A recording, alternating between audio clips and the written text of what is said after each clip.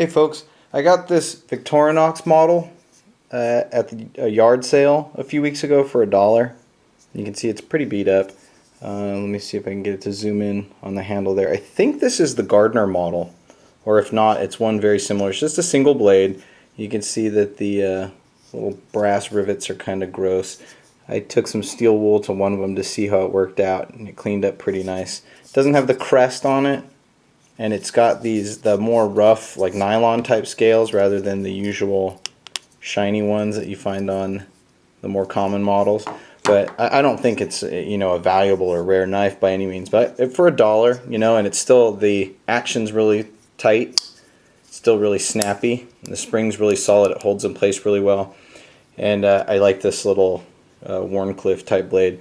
Unfortunately, you can see there that the tip is broken off, and what I plan to do is use a sharpening stone, and I'm going to try and wear this down by hand right here until it meets that point again. So it'll be a little bit more rounded off, a little bit more snub-nosed, but I want to bring it right into that chipped off portion at the very end of the edge.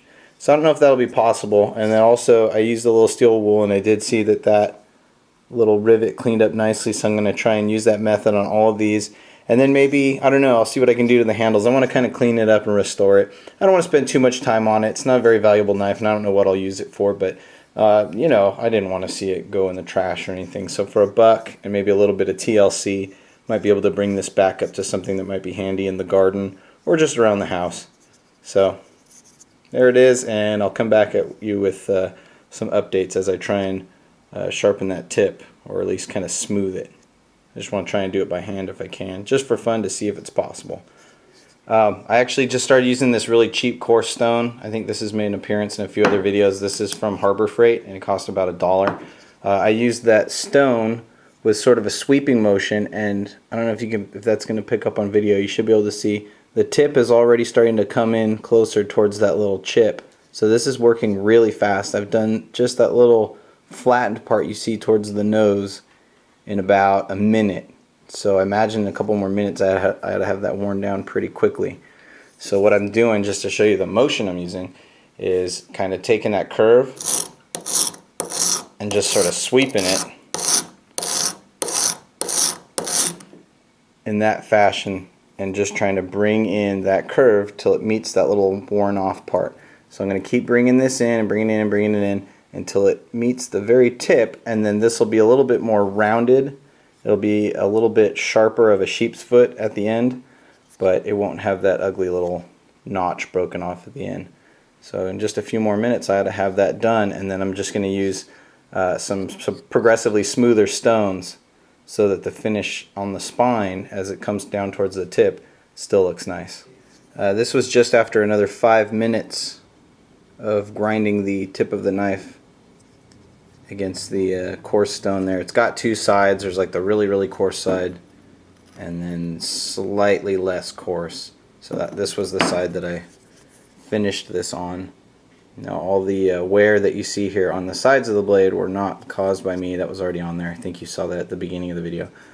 But you can see that curved edge that I took that down to, and that was just with sort of a rounded sweeping motion, just dragging along the stone. Just like that. Never too fast, never don't want to heat up the blade too much. But yeah, 5 minutes later, and it's got a nice tip on it again. So I'm going to refine this just a little bit on this stone, and then I'll probably take it to my Spyderco stones, and then I might even put a little bit of metal polish and kind of buff that down and see if I can't bring back a little bit of shine and get rid of a little bit of those wear marks on the blade. So the next step was to take some white polishing compound, which actually, let me run and grab it.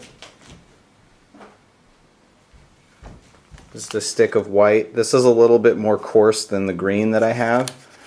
So I melted a little bit of that with a lighter onto a paper towel, and then I just sat here kind of moving this back and forth, and then using a little bit of a rubbing motion along the blade.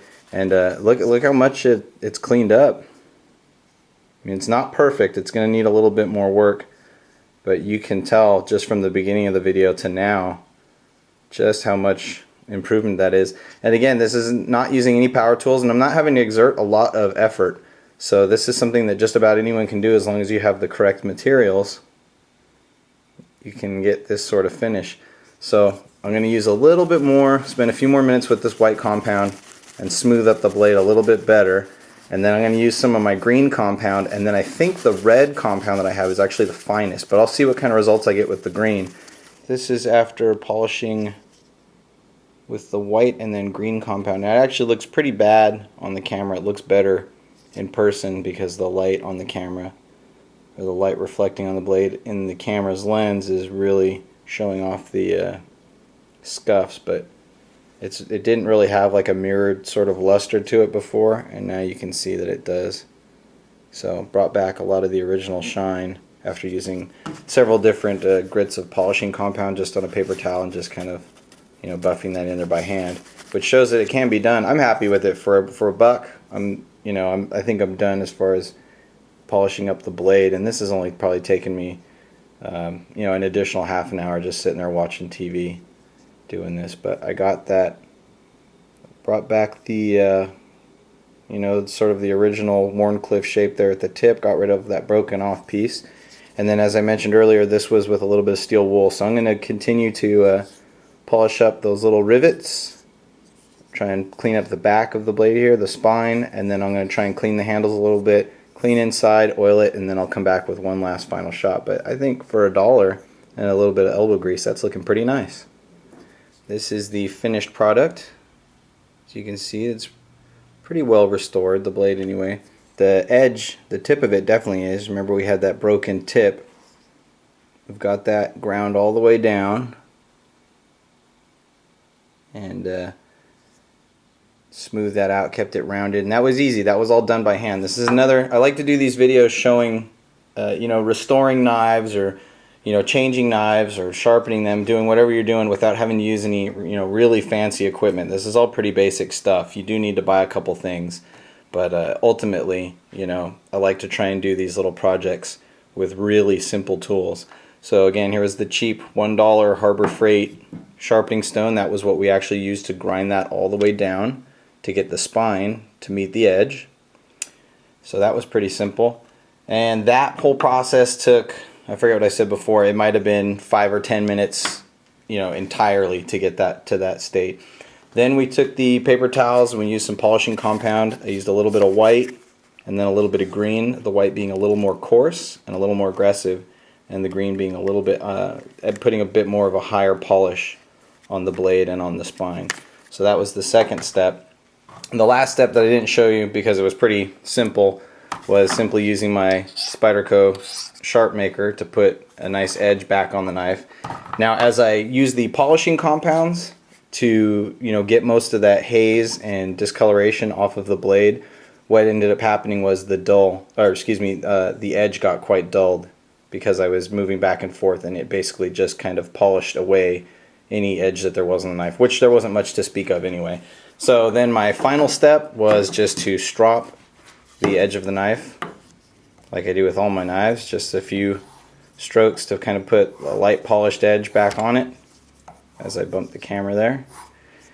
And that was pretty much it. And cleaned up the little brass rivets there. Those didn't come out perfect. The handle was pretty beat up to begin with, so that never really got too great. I'm going to throw a little bit of oil on it, but this knife, for $1 and about an hour's worth of work total, is now ready for some action again. So there you go. I hope you found this video interesting and informative, and I hope this inspires some of you to try and spruce up some of your knives, some of your cheaper swap meet or yard sale finds, and kind of improve their look. So thanks for watching, and I'll talk to y'all soon. Bye.